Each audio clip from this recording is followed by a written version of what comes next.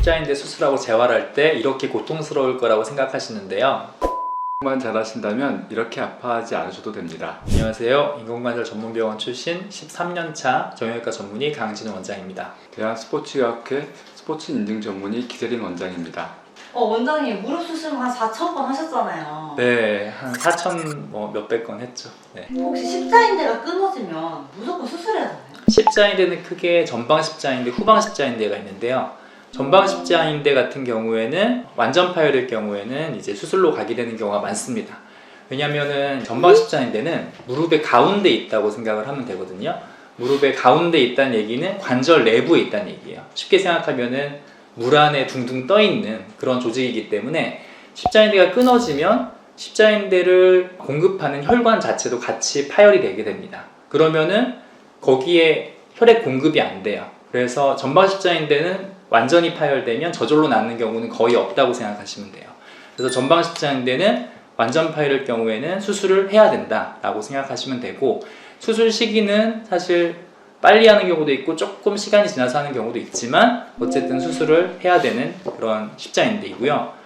후방 십자인대의 경우에는 약간 달라요. 후방 십자인대는 전방 십자에 비해서는 뒤쪽에 존재하는 구조물이거든요. 무릎 뒤에 만져보시면 혈관이 뛰는 거를 느끼실 수가 있을 거예요. 혈관이 있는 그런 관절막 바로 앞에 있는 구조물이기 때문에 비교적 혈액 공급이 잘 돼요. 완전 파열이 된다고 해도 혈액 공급이 잘 되면 주변에 새로운 조직이 생겨나면서 다시 연결이 될 가능성이 있습니다. 그래서 후방 십자인대는 수술을 안 하고 좀 지켜볼 수도 있는 인대다라고 생각하시면 되겠습니다. 오시는 환자분들 중에 전방 십자인대랑 후방 십자인대 파열이 혹시 비율이 어느 정도예요? 후방 십자인대에 비해서 전방 십자인대 파열이 돼서 오시는 환자분들이 훨씬 많으시고요. 비율은 정확히 찾고 말씀드리는 건 아니지만 최소 한 5대1 정도 비율이라고 생각하시면 될 것 같고, 결국 전방 십자인대는 더 수술로 많이 가잖아요.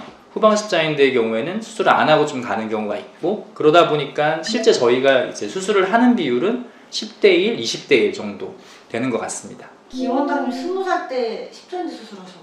네, 제가 후방 십자인대 수술을 했습니다. 어쩌다가 수술하게 되신 거예요? 운동하다가 넘어지면서 이제 후방 십자인대를 다쳤었는데요. 강 원장님이 얘기하셨던 것처럼 기본적으로는 후방 십자인대는 처음부터 바로 수술은 아니거든요. 그래서 저도 사실은 바로 수술했던 건 아니고 재활치료하고 이렇게 보존적 치료를 먼저 했었어요. 그런데 사실은 보존적 치료가 항상 성공하는 건 아니거든요. 저의 경우에도 저는 계속해서 운동을 하고 싶고 스포츠나 이런 거 할 때도 그냥 그 전처럼 똑같이 이렇게 생활을 하고 싶은데 그런 거에 조금 제약이 있다 보니 불안정성이 계속 신경이 쓰여가지고 결국에는 수술적 치료를 받았고, 지금은 이제 너무 전혀 불편 없이 잘 지내고 있어서 후방십자인대 수술도 정말 필요한 경우는 꼭 하는 게 정말 좋구나, 수술을 하면서도 그렇게 생각을 하고 있죠. 원래 운동을 하면 수술 안 하는 쪽으로 많이 생각을 하시는데 오히려 반대네요.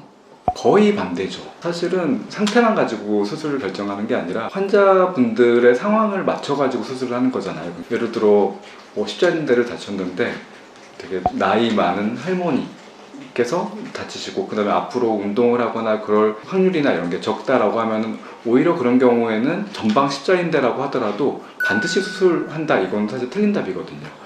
그런데 이제 오히려 내가 어떠한 운동을 하고 싶다 혹은 운동선수인 경우는 오히려 더 적극적으로 수술을 하는 경우가 더 많은 거죠. 십자인대 수술을 하고 나면 앞바다리 많이 하잖아요. 네, 근데 이 접히는 각도가 한 90도밖에 안 나오는 경우도 있다고 하는데, 그거는 사실 뭔가가 잘못된 거죠. 아예 수술 단계가 잘못됐거나 재활이 좀 잘 안 됐거나 그런 경우에 이제 그렇게 된다고 생각하시면 되고, 대부분의 경우는 거의 정상처럼 생활하실 수 있을 만큼 좋아지십니다. 보통 전방 십자인대 수술이나 후방 십자인대 수술을 하게 되면 일반적인 수술보다는 조금 더 큰 수술이기 때문에 환자분이 굽히는 거를 조금 꺼려 하시거나 잘 못하시는 경우가 많아요. 그렇게 잘 못하시다 보면은 결국에는 뻗정다리가 되거나 못 굽혀지는 경우가 생기게 되는 건데, 딴 수술과 좀 비교를 하자면 다른 인대의 파열 같은 경우에는 봉합술을 많이 하거든요. 뼈에서 떨어진 경우에는 앵커라는 걸 사용하지만 일단은 기본적으로 인대끼리 연결해주거나 뼈에다가 연결을 해주는 봉합술을 하게 되는데, 십자인대는 사실 그렇게 하기가 조금 어려운 부위이기는 합니다. 그래서 뼈와 뼈의 사이에 있는 게 십자인대거든요. 이거를 만들어주기 위해서 여기 대퇴골에도 뼈 터널을 만들고 경골에도 뼈 터널을 만들어요. 그래서 뼈의 인대 크기에 굉장히 두꺼운 그런 골 터널을 만들어야 되기 때문에 터널을 만드는 과정 자체가 환자한테는 통증으로 느껴질 수가 있어요. 그래서 저희가 수술하고 나서 20번씩 무릎을 굽혔다 폈다 하거든요. 그래서 최적의 위치로 위치한 거를 확인을 하고 최종 고정을 합니다. 그래서 당연히 안 될 이유는 없어요. 수술이 잘못되지 않은 이상 무릎이 안 굽혀질 이유는 없는데, 다른 수술에 비해서는 느껴지는 수술의 규모가 크다 보니까, 이 규모가 크다는 거는 본인이 이제 아픈 걸로 느끼게 되거든요.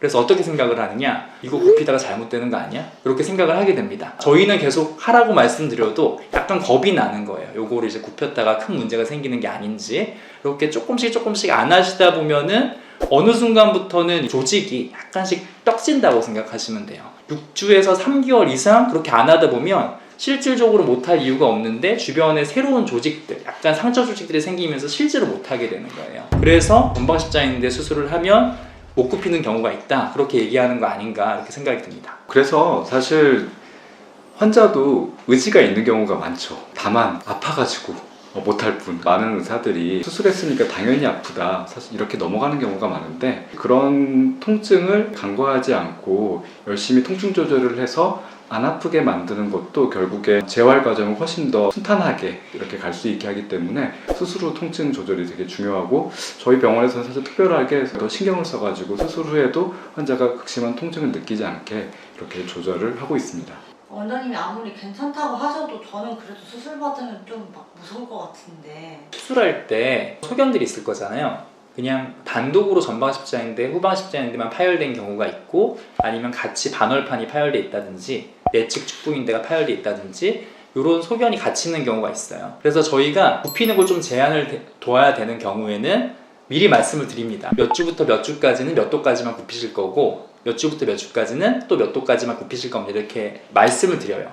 딛는 것도 마찬가지, 처음에 완전히 딛지 말고 몇 주 후부터 몇 %씩 딛어야 됩니다, 이렇게 말씀을 드립니다. 근데 전방십자인대의 단독 파열의 경우에는 저희가 최대한 빨리 굽히시고 최대한 빨리 딛는 게 목표입니다.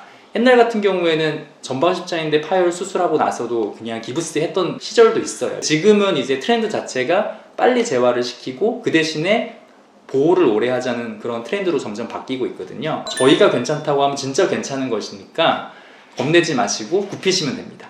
기 원장님 팀닥터 하실 때 운동선수분들 되게 많이 보셨잖아요. 네. 근데 운동하시는 분들이 십자인대 수술하시면 다시 운동하시는 건 힘든가요? 한때는 좀 그랬죠. 예전에 축구 스타 중에서 브라질의 호나우도 십자인대를 다치고 수술을 했거든요. 보통 최정상급의 리그에서 그 아래 리그, 이제 뭐 브라질 리그로 간다든지, 그리고 뭐 우리나라에서는 이제 고종수 선수가 그때 십자인대 다치고 나서 후에 이제 기량이 이제 조금 쇠퇴해가지고 결국에 은퇴로 가고 이런 경우도 있긴 했지만, 요즘에는 좀 많이 달라졌어요. 수술의 술식이나 이런 것들도 많이 발전했고, 재활의 중요성에 대해서 선수도 수술하는 의사들도 너무나 중요하다는 걸 깨닫고 전문적인 과정들이 생기면서 예후가 대폭 많이 좋아졌죠. 그래서 실제로는 유럽에서 아주 이제 유명했던 이브라모비치라는 선수가 있는데, 그 선수는 이제 십자인대가 파열로 수술을 했는데 그 이후에도 거의 10년 이상을 정상급 리그에서 여전히 계속 뛰었고, 우리나라의 선수 중에는 이제 이동국 선수 아시죠? 2004년인가 전방십자인대 파열로 수술을 했을 텐데 그 이후로도 거의 10년 이상을 잘 뛰었던 거죠. 요즘에는 그런 예후가 되게 많이 좋아지고 있어서 오히려 그런 거를 아는 운동선수들은 두려워하지 않고 내가 운동하기 위해서 수술을 한다, 사실 이런 생각으로 치료를 받는 경우가 많죠. 아까 일반인분들은 재활할 때 각도 안 나오면 되게 무서워한다고 하셨는데 운동선수분들도 그러신가요? 똑같이 무섭기야 할 수도 있긴 한데, 운동선수들은 너무 과하게 앞서가려고 해서 사실 의사들이 보통은 조절을 해가면서 하는 편이 많아요. 운동선수들은 수술하고 나면은 자기가 복귀를 최대한 빨리 해야겠다, 재활을 그래서 최대한 빨리 이거 끝내고 나는 이렇게 다시 경기장으로 돌아가겠다는 이런 열망이 세가지고 너무 의욕적으로 하다가 더 안 좋아질까 봐 오히려 의사들이 조금 조절해가면서 나가는 경우가 오히려 많죠. 만약에 십자인대 수술을 했는데 재파열이 될 수도 있잖아요. 그럼 그런 경우에 재건술이랑 재활 운동은 똑같이 처음 수술했을 때랑 똑같은가요? 제재건술 같은 경우에는 재활을 천천히 해서 인대랑 뼈가 잘 붙는 거를 좀 더 목표를 둬야 되고, 오히려 그 시간 동안에 근력을 강화하고 고유 감각이라든지, 원래 스포츠를 복귀하려면 균형 감각 같은 게 중요하잖아요. 그러니까 그런 거를 이제 먼저 재활을 하는 그런 방식으로 하는 게 낫겠죠. 최근에 이제 그래서 제재 건술에 대한 예우를 조금이라도 좋게 하기 위해서 여러 방법들이 시도되고 있는데, 그 중에 하나가 이제 전외측인대 재건술. 특히나 운동선수가 재파열로 이제 수술하는 경우는 전외측인대라고 하는 추가적인 인대를 십자인대 재건술과 같은 그런 비슷한 수식으로 추가적으로 수술을 하거든요. 원래는 재파열인 경우에 수술을 하면은 처음 수술했던 것보다 오히려 또 재파열될 확률이 높거든요. 그거를 사실은 대폭적으로 줄였다, 이런 연구 결과가 지금 나오고 있죠. 오늘 십자인대 수술 후에 재활운동에 대해서 알아봤습니다. 내용을 정리해드리자면, 전방 십자인대의 완전 파열의 경우에는 수술을, 후방 십자인대 파열의 경우에는 비수술적 치료를 먼저 하게 됩니다. 확실히 큰 수술이기 때문에 굴곡 각도가 덜 나올 수밖에 없고, 그래서 수술 후의 통증 조절도 중요합니다. 십자인대 파열 이후에 수술을 하지 않으면 오히려 운동 복귀가 어려운 경우가 많고, 유명한 축구 선수들도 십자인대 파열 수술 이후에 지금까지도 경기를 잘 뛰고 있답니다. 수술 안 해도 되는 상태에서 수술을 권하는 병원도 문제이지만, 수술해야 되는 상황에서 비수술적 치료만 권하는 병원도 문제라고 생각합니다. 저희는 저희는 언제나 언제나 환자에게 최선의 치료를 제시하고자 합니다. 감사합니다. 감사합니다.